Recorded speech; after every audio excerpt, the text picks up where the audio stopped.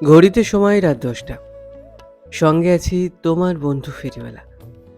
কথা দিয়েছিলাম প্রতি রবিবার তোমায় কিছু শোনাবো। এই সেগমেন্টে লুজার উপন্যাসের একটা ছোট্ট প্লট শোনানোর কথা ছিল।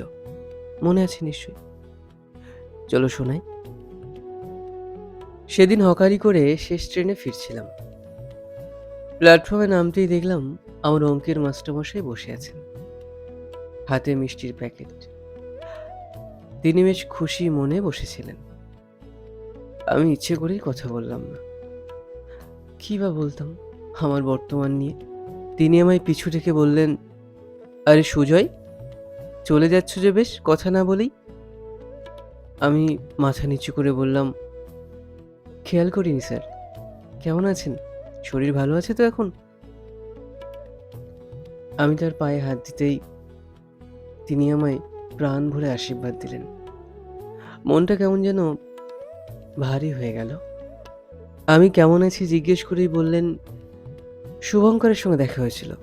মনে আছে আমাদের সেই শুভঙ্করের কথা?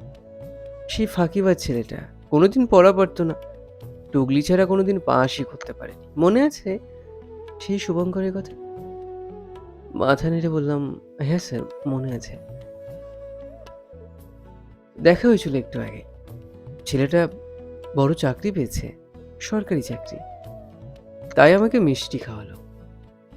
ছেলেটা স্কুল লাইফে যেমনই থাক, জীবনে কিন্তু প্রতিষ্ঠিত, তাই না বলো? মাথা নেড়ে বললাম, হ্যাঁ স্যার। তারপর আমাকে জিজ্ঞেস করতে যাবেন এমন সময়ই তিনি আমাকে পরখ করেই বুঝলেন। আমার কাঁধে ব্যাগ আর হাতে অনেক বই। বুঝতে তার বাকি রইল না। তার ক্লাসের সেরা ছাত্রটা আজ হকারি করে। আমার কোনো কথা বলার আগেই তার দু চোখ বেয়ে জল ঝরছিল। মানুষটা প্রাণ ভরে কাঁদছিলেন। আমি বললাম, কাঁদবেন না স্যার। জীবন যেখানে নিয়ে এসেছে, আমি তো সৎ পথে চলছি বলুন। আমি ভালো আছি, আপনি কাঁদবেন না। কিছু সময় আগে যে মানুষটা হাসছিলেন, একজন সফল ছাত্রের আনন্দে উৎফুল্ল ছিলেন, আর এখন তার জীবনের একটা মূল্যবান সম্পদ ভাবতেন যাকে, একজন ছাত্র, একটা মেধাবী ছাত্রকে এমন জীবনের করুণ পরিস্থিতিতে দেখে তিনি কাঁদছেন।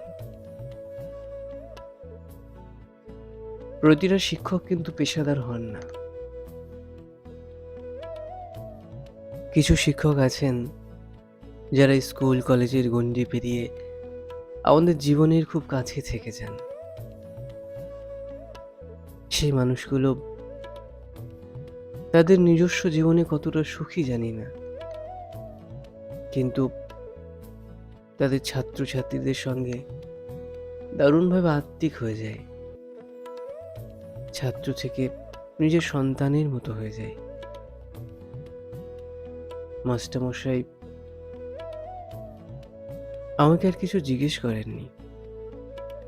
তিনি বললেন, ভালো থেকো সুজয়, ভালো থেকো। আমিও চোখ মুছতে মুছতে চলে গেলাম।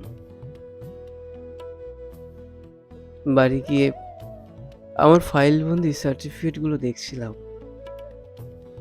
গল্পের বাকি অংশটা পরের রবিবার শোনাই। বন্ধু ফিরে মানা